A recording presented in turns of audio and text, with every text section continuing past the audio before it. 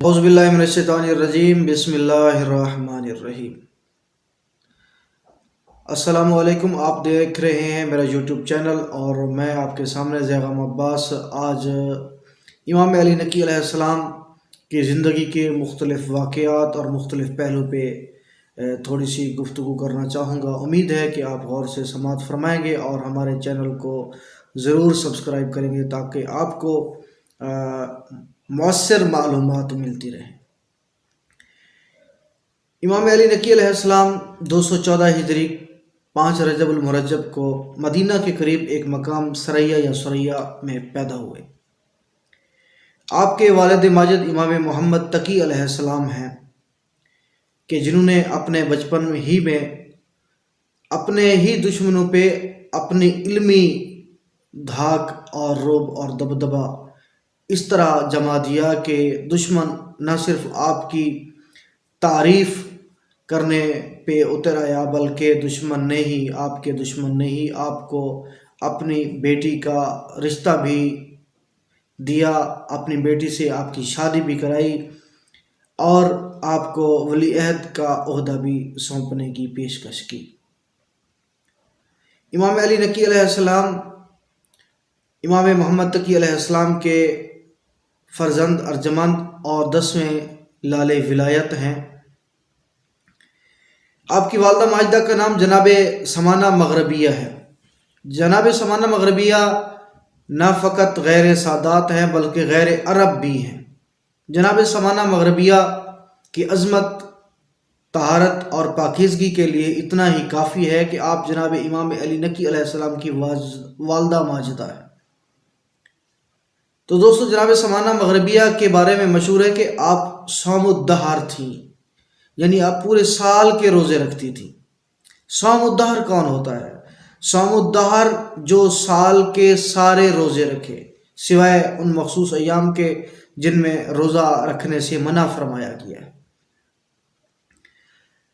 سال کے روزے رکھنے کے متعلق ایک حدیث بھی ہے جو آپ کے گوش گزار کرتا چلوں، وہ یہ ہے کہ اگر کوئی شخص سال کے سارے روزے نہیں رکھ سکتا اور اگر ہر ماہ پہلا، درمیانی اور آخری روزہ وہ اگر رکھ لیتا ہے تو اس کو بھی صوم الدہر کہتے ہیں، یعنی اس نے پورے مہینے کے روزے رکھے۔ اگر وہ سال کے 12 مہینے میں اسی طرح پہلا، درمیانی اور آخری روزہ رکھتا ہے تو وہ بھی صوم الدہر کہلاتا ہے۔ امام علیہ السلام اپنے والد ماجد کی شہادت کے بعد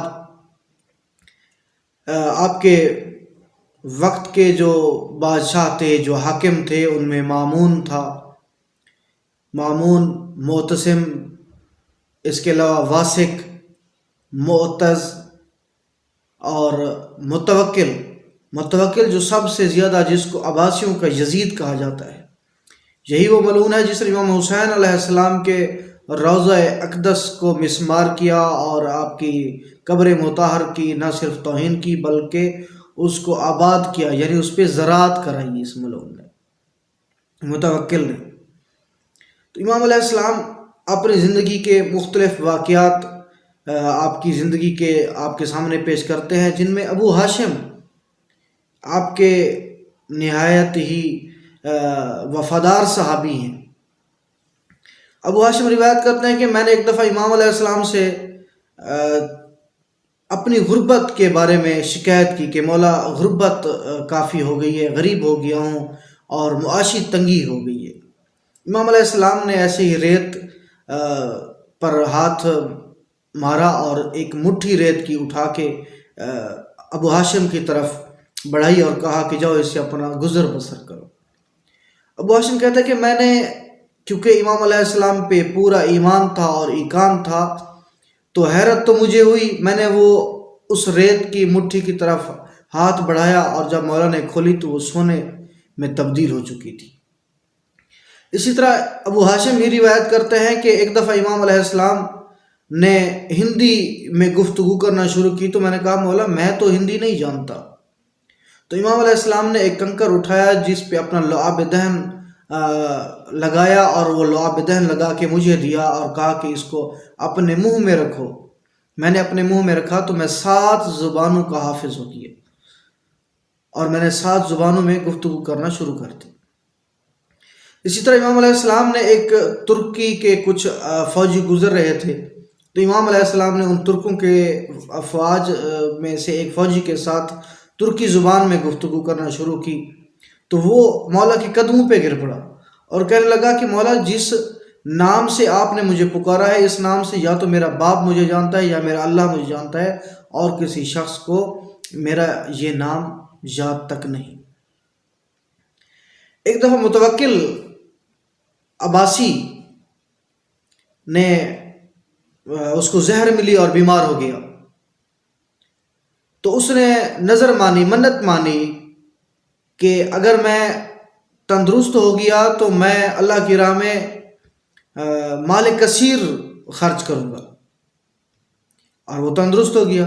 پھر اس نے مختلف علماء اور فقہا کو بلایا اور بلا کے کہا کہ مال کثیر میں نے نظر کی تھی، منت مانی تھی، تو میں مال کثیر میں کیا خرچ کروں؟ تو مختلف فقہا نے مختلف جواب دیا، مختلف علماء نے مختلف جواب دیا۔ تو اس وقت اس دربار میں ایک دربان تھا، اس نے کہا کہ اگر آپ مجھے اجازت دیں تو میں آپ کو اس کا جواب لا دیتا ہوں۔ بہرحال وہ دربان امام علیہ السلام کے پاس گیا اور اس نے آ کے جواب دیا کہ 80 درہم آپ اس کا جو ہے وہ مال کثیر ہے، اس کو آپ خرچ کریں۔ تو بادشاہ نے وجہ پوچھی اور اس کی علت پوچھی اور بتایا کہ اس کی دلیل کیا ہے۔ تو اس وقت وہ دربان امام علیہ السلام سے دلیل لایا کہ کیونکہ پروردگار عالم نے کثیر مقامات پر اپنے رسول خدا صلی اللہ علیہ وآلہ وسلم کی مدد کی ہے، اور وہ کثیر مقامات جو ہیں، وہ جو قرآن مجید میں جن کا تذکرہ ہے، وہ 80 مقامات ہیں، لہٰذا مال کثیر بھی 80 درہم ہوں گے۔ اسی طرح متوکل عباسی کے دور میں ایک ہندی جادوگر آیا اور اس نے اپنے جادو کے ذریعے پورے دربار کو مسخر کر لیا اور اس کے سحر انگیز ہو گیا پورا دربار۔ خود متوکل بھی اس کے علم سے، اس کے کمالات سے حیران ہو گیا۔ تو اس نے چاہا کہ یہ ایک موقع غنیمت ہے کہ امام علی نقی علیہ السلام کو بلا کے آپ کی توہین کی جائے، آپ کی تذلیل کی جائے تو دربار میں، تاکہ آپ کو بلا کے اس کے ساتھ مقابلہ کرایا جائے۔ بہرحال امام علیہ السلام کو بلایا گیا اور اس جادوگر کے سامنے تو امام علیہ السلام کو کھانا پیش کیا گیا۔ جب کھانا پیش ہوا تو امام علیہ السلام نے کھانا چاہا تو اس جادوگر نے اپنی گھٹیا سوچ کے مطابق امام علیہ السلام کے سامنے سے وہ جو لقمہ تھا وہ غائب کر دیا۔ امام علیہ السلام نے اس کو روکا، مگر وہ نہ رکا، تو امام علیہ السلام نے اس وقت قالین پہ پڑے بنائے گئے شیر جو کہ ایک کشیدہ کیا گیا تھا اس کی طرف اشارہ کیا، تو اس شیر نے اس جادوگر کو ہڑپ کر لیا اور کھا گیا۔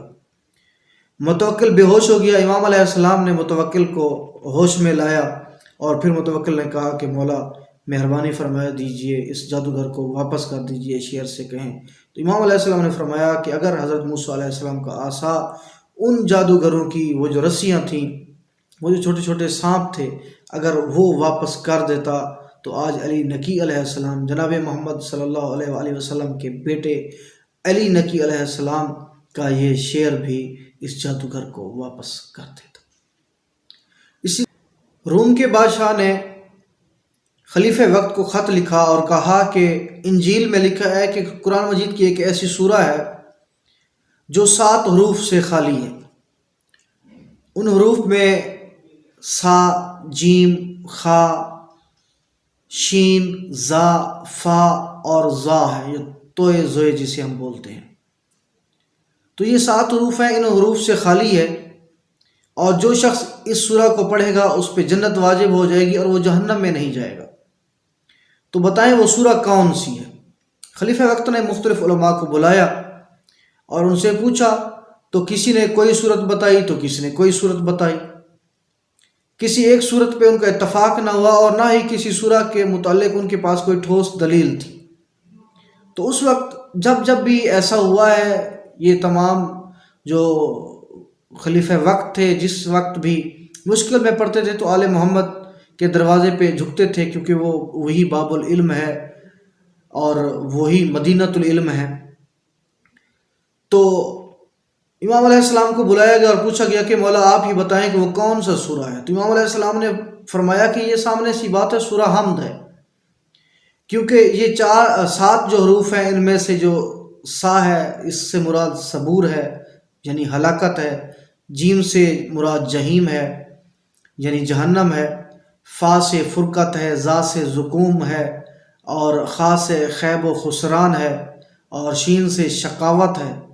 تو سورہ حمد ان تمام چیزوں سے خالی ہے، اور پاک پیغمبر صلی اللہ علیہ وسلم نے ہی اس سورہ کے بارے میں یہی ارشاد فرمایا تھا۔